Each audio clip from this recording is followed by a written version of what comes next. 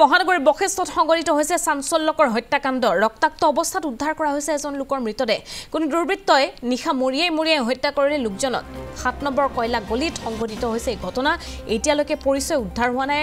মৃত লোকজনৰ ঘটনাস্থলীত উপস্থিত হৈছে বশিষ্ঠ আৰক্ষী ইতিমধ্যে তদন্ত আৰম্ভ কৰিছে ইতিমধ্যে সমগ্ৰ ঘটনাৰ সিসিটিভি কেমেৰাৰ ভিজুৱেল নিৰীক্ষণ কৰিছে আৰক্ষীয়ে বশিষ্ঠত পুনৰ এক চাঞ্চল্যকৰ হত্যাকাণ্ড সংঘটিত হৈছে ৰক্তাক্ত অৱস্থাত এগৰাকী লোকৰ মৃতদেহ উদ্ধাৰ কৰা হৈছে কিন্তু এতিয়ালৈকে লোকজনৰ পৰিচয় উদ্ধাৰ কৰিব পৰা নাই ঘটনাটো সন্দৰ্ভত কিছু তথ্য এই মুহূৰ্তত আমি জানিবৰ বাবে চেষ্টা কৰিম ফোনযোগে সংযুক্ত হৈছো আমাৰ সাংবাদিক দীপক ভূঞাৰ সৈতে দীপক আপুনি জনাক কেনেদৰে ঘটনাটো সংঘটিত হৈছিল কোনে সংঘটিত কৰিছিল ব্যক্তিগৰাকী কোন দীপক হয় নিশ্চয়কৈ চাওক হিমাশ্ৰী এয়া প্ৰথম নহয় কিছুদিন পূৰ্বে মহানগৰী আজি আচলতে কয়লা গলি আছে কয়লা গলিটো এনেধৰণৰ আছিলে অনুৰূপ ঘটনা সংঘটিত হৈছিলে এজন গাড়ী চালকক আচলতে বাটামেৰে মৰিয়াই হত্যা কৰিছিল আৰু তাই কিছুদিন পিছতে বশিষ্ঠ আৰক্ষীৰ জালত যি মূল হত্যাকাৰী আচলতে আৰক্ষীৰ জালত পৰিছিল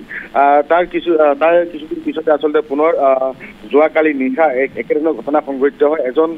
যুৱকক আচলতে কোনো দুৰ্বৃত্তই নিশা মৰিয়াই হত্যা কৰাৰ পিছতেই ঘটনাস্থলীত আজি পুৱাৰ ভাগত বশিষ্ঠ আৰক্ষী উপস্থিত হয় আৰু বশিষ্ঠ আৰক্ষী উপস্থিত হৈ গোটেই ঘটনাৰ পাছতে তদন্ত ইতিমধ্যে আৰম্ভ কৰিছে আৰু তাৰ চৌপাশে থকা যিসমূহ চিচিটিভি কেমেৰা আছে চিচিটিভি কেমেৰা আচলতে আৰক্ষীয়ে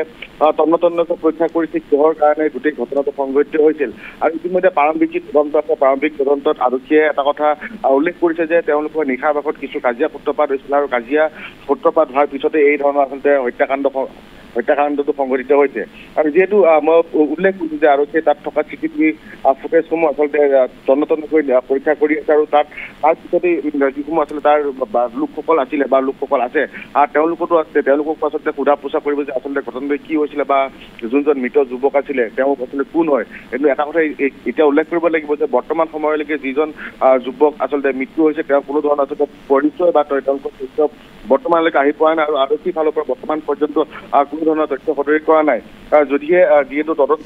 তদন্তৰ পিছতে সমগ্ৰ ঘটনা পোহৰলৈ আচলতে কোনে কিহৰ কাৰণে গোটেই ঘটনাটো সংঘটিত কৰিছে হিমাশ্ৰী হয় দীপক আপোনাক ধন্যবাদ জ্ঞাপন কৰিছো এই মুহূৰ্তত সবিশেষ তথ্যখিনি জনোৱাৰ বাবে